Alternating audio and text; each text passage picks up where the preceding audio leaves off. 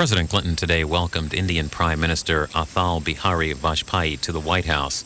As their meeting began this morning, they spoke with reporters in the Oval Office for about 10 minutes.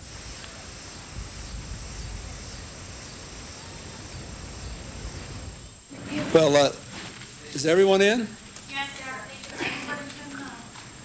Let me just briefly say again how very pleased I am to have Prime Minister and his party here in the United States. He went to the United Nations. He was up on the Hill yesterday talking with the leaders of the Senate and the House, and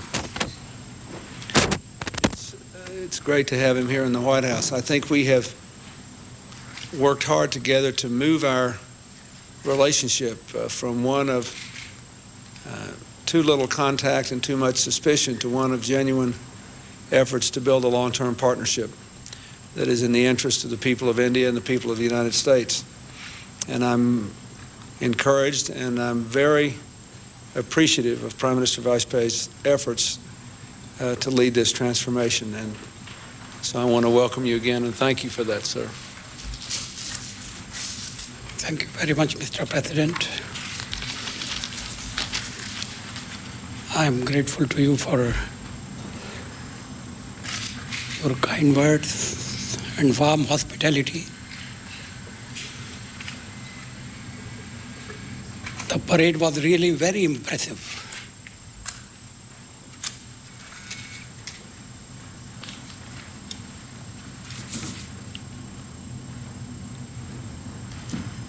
But now we have some work to perform. With your visit to India, a beginning has already been made. We have to pursue that path.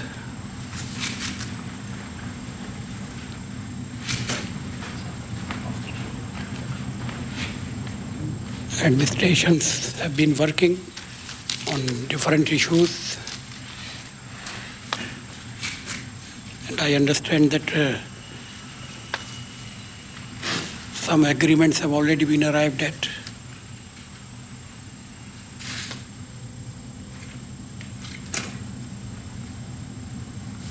As we discuss things, I'm sure differences will be reduced and the common ground will more emerge.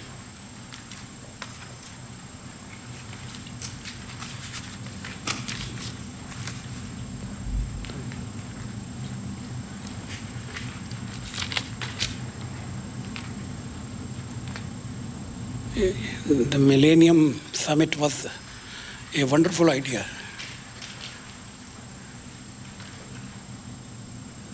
But the only regret is that speakers had only 5 minutes.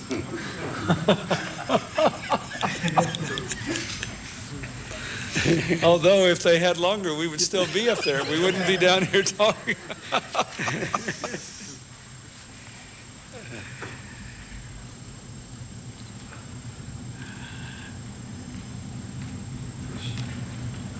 So to hold a summit of religious and spiritual leaders was also a good idea.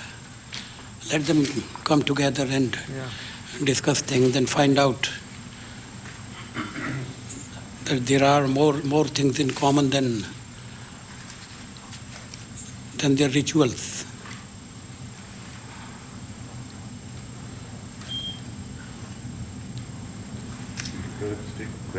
Mr. President, can you say that you have written a new chapter in the U.S.-India relations today, sir, in this Oval Office during this visit of the Prime Minister of India? Well, you could say that. I'm not supposed to say such things. Let me say, I think what I hope we have done is moved our relationship in a new direction. And it began, I think, with the great opportunity that the Prime Minister gave me to come to India to speak in the Indian Parliament building, which is one of my most memorable experiences as President. And obviously to see your country and its people, I thank you. But I think that what we should look at this as a long-term effort that I can speak for myself, I hope very much goes well beyond my presidency and our service together. I don't think it should be another 20 years before an American president goes to India. I think we should have a regular, sustained partnership. We should identify our common interests. We should be forthright about the places where we still have differences. And then we should set about trying to resolve them in a very matter-of-fact, open, and honest way. But if you look at the way the world is going, it's inconceivable to me that we can build the kind of world we want over the next 10 to 20 years unless there is a very strong partnership between the United States and India. Mr. President, last week in New York. Office in November, there's very little concern that the kind of milestones that you have achieved, Mr. President, with India, what about the continuity, either if Mr. Gore comes in or if Mr. Bush comes in terms of Indo-US relations? Well, you know, the way our system works, the election is held in November, and then about 9.5 weeks later, there's a formal transfer. And there's a period of transition there where, you know, we have a chance to talk to the new administration. It certainly will be a priority of mine to make the argument that this should be continued. Now, since the Vice President's been a part of this administration and an intimate part of all of our foreign policy decisions, I know how he feels about it, and I know he will support it. But I would hope this would become an American commitment that would go beyond political parties, and I believe it will. Mr. President, you said last week in New York that oil prices were too high, and you raised the prospect that they could trigger a recession somewhere in the world. There have been protests across Europe about these high prices, and here at home, Americans are facing fuel bills 30% higher than last year. What's the economic risk to the United States, and should Americans be worried about a recession here? Well, I think in the short to medium term, the answer to your second question is no. We have worked very hard over the last 25 years to be a more diverse economy and a less energy-intensive economy in a lot of our production. So we have withstood this oil price spike very much better than we did when it happened before. That's in the short term. Now, what we need to do is watch the situation closely. Now, the market is still sorting out what to do with the recent OPEC announcement. And I think there'll be an evaluation of what the real, the production schedules are, who does what in the various countries, how quickly. And that will have an impact on what happens to the price and whether we can get it down. And meanwhile, I'm spending a great deal of time on this, keeping all my options open, looking at the specific problems of various regions of the country and the general problem of the oil prices. I hope that before they go home, the Congress will reauthorize the Strategic Petroleum Reserve. I think that's quite important. And I will say again that I've had blocked in Congress for a few years now my proposals for tax incentives for businesses and individuals to buy energy conservation or alternative energy products, which I believe would dramatically accelerate our energy independence. And so I hope that that will pass as well. But we just have to watch this.